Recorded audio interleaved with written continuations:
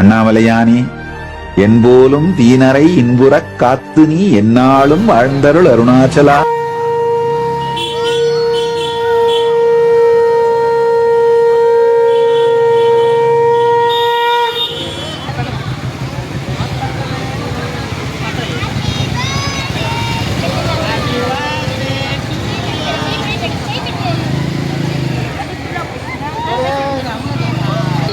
அன்னதானத்தினுடைய உயர்வுகளை பற்றி சொல்லுவதற்கு இந்த பிறவி போதாது அப்படின்னு தான் நான் சொல்லுவேன். ஒரே வார்த்தையில சொல்லணும்னா அதுதான் உண்மை. தானங்களிலேயே மிக மிக மிக மிக உயர்ந்த தானமாக சொல்லப்படக்கூடியது எது அப்படின்னா அன்னதானம் தான். இந்த அன்னதானத்திற்கு ஏன் இவ்வளவு உயர்வு அப்படிங்கிறத முதல்ல தெரிஞ்சுக்குவோமா? அன்னத்தை நாம் பிறருக்கு தானம் செய்கின்ற போது அது வறியவர்களின் வயிற்றுக்கு சென்று, அதாவது பசித்தவனின் வயிற்றுக்கு அது போய் அவனுடைய உயிரை தக்க வைத்து அவன் வாழ்வதற்கு உண்டான ஆதார சக்தியாக அந்த உணவு மாறுகிறது.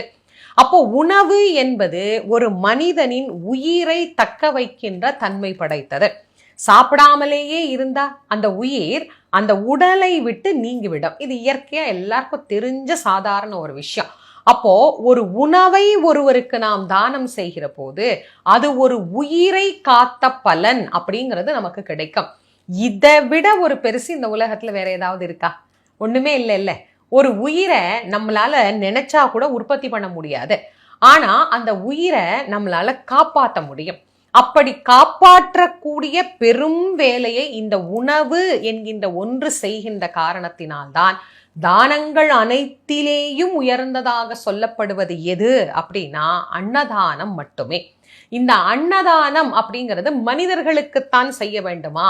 அப்போ எல்லா உயிரினங்களுக்கும் செய்தாலும் இப்பலன் கிட்டுமா அப்படின்னா எல்லா உயிரும் ஒரு உயிர் தானே. மனித உயிர் அப்படின்னு நமக்கு தெரிஞ்ச உயிரினமா பார்க்குறோம்.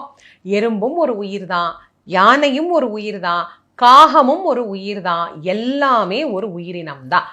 எந்த உயிர் பசியாறினாலும் அது அன்னதானம் செய்த பலனை நமக்கு பெற்றுத்தரும். ஆக அன்னதானம் எவ்வளவு உயர்ந்தது அப்படிங்கிறத இன்னும் நிறைய சொல்லலாம். நான் சுருக்கமா உங்களுக்கு சொன்னேன். அதனால்தான் உண்டி என்பதை யார் கொடுக்கின்றாரோ அவர் உயிர் கொடுத்ததற்கு சமம் அப்படின்னு நம்ம பெரியவங்க நமக்கு சொல்லியிருக்காங்க. இந்த அன்னதானம் செய்யறதுனால என்னெல்லாம் பலன்கள் கிடைக்கும் அப்படிங்கிறத பார்க்கலாமா? நம்முடைய ஜென்மாந்திர வினைகள் அப்படின்னு ஒண்ணு இருக்கு, நம்மள தொடர்ந்து வந்து கொண்டே இருக்கும். அது நம்மை தொடராது போகும். முன்னோர்களினுடைய ஆசீர்வாதம் நமக்கு பரிபூரணமாக கிட்டும். அதற்கு பிறகு நம்முடைய வீட்டில் அஷ்டலக்ஷ்மி கடாட்சமும் உண்டாகும். குறிப்பாக அன்ன தரித்திரியம் அப்படிங்கிறது நமக்கு நீங்கும். இது இல்லாது சகல சம்பத்துக்களையும் தந்து கடனையும் தீர்க்க வல்லது அப்படிங்கிறது அன்னதானம் தான். இப்போ நிறைய பேருக்கு ஒரு சந்தேகம் இருக்கும், இவ்வளோ சிறப்பு வாய்ந்த இந்த அன்னதானத்தை செய்யணும் அப்படின்னா நாங்களே வறுமையில இருக்கிறோம், ஆனா நாங்க போய் இன்னொரு உயிருக்கு இப்போ ஒரு கைப்பிடி அரிசி தான் எங்களால தானம் பண்ண முடியும் அப்படிங்கிற நிலைமையில இருக்கிறவங்க ஒரு உயிருக்கு சமைச்சு சாப்பாடு கொடுத்து முழுமையாக வயிற்றை நிரப்புகிற அளவுக்கு எங்களால செய்ய முடியாதே, அப்போ ஒரு மனிதனுக்கு எங்களால் அன்னதானம் செய்ய முடியாது அப்படின்னு நிலைமையில இருக்கிறவங்க என்ன பண்ணலாம்? அந்த ஒரு கைப்பிடி அரிசியை நல்ல மிக்சியில போட்டு திரிச்சிங்கன்னா நல்லா கொரன்னு வந்துடும். அதை எடுத்துட்டு போய் எறும்பு புத்து எங்க இருக்குன்னு பார்த்து அந்த எறும்பு புத்துல கொண்டு போய் போட்டுட்டு வந்தீங்க அப்படின்னா பல்லாயிரக்கணக்கான எறும்புகள் அந்த ஒரு கைப்பிடி அரிசியை உணவாக எடுத்துக்கொண்டு வாழும். அது பலாயிரம் உயிர்களுக்கு நீங்கள் அன்னதானம் செய்த பலனை நிச்சயமாக தரும். தொடர்ந்து நீங்க எறும்புக்கு போட்டுக்கிட்டே வாங்க, 1000 பேருக்கு அன்னதானம் செய்கின்ற அளவுக்கு உங்களுக்கு கண்டிப்பாக மகாலட்சுமி அனுகிரகம் பண்ணுவாள். அதனால ஆரம்பிக்கிறது நீங்க அந்த நிலைமையில இருந்தே பண்ணலாம். ஒரு பிடி சாதம் ஒரு காக்காய்க்கு வைக்கலாம். நம்ம கிட்ட என்ன இருக்கோ ஒரு பிஸ்கெட் பாக்கெட் வாங்கி ஒரு நாய்க்கு போடலாம். எந்த ஒரு உயிரினமாக இருந்தாலும் சரி, நீங்க இந்த சின்ன விஷயத்த அன்னதானத்தை நீங்க செஞ்சு பாருங்க. அது உங்கள் வாழ்க்கையில் வளர்ச்சியையும் செல்வ வளத்தையும் கண்டிப்பாக தரும்.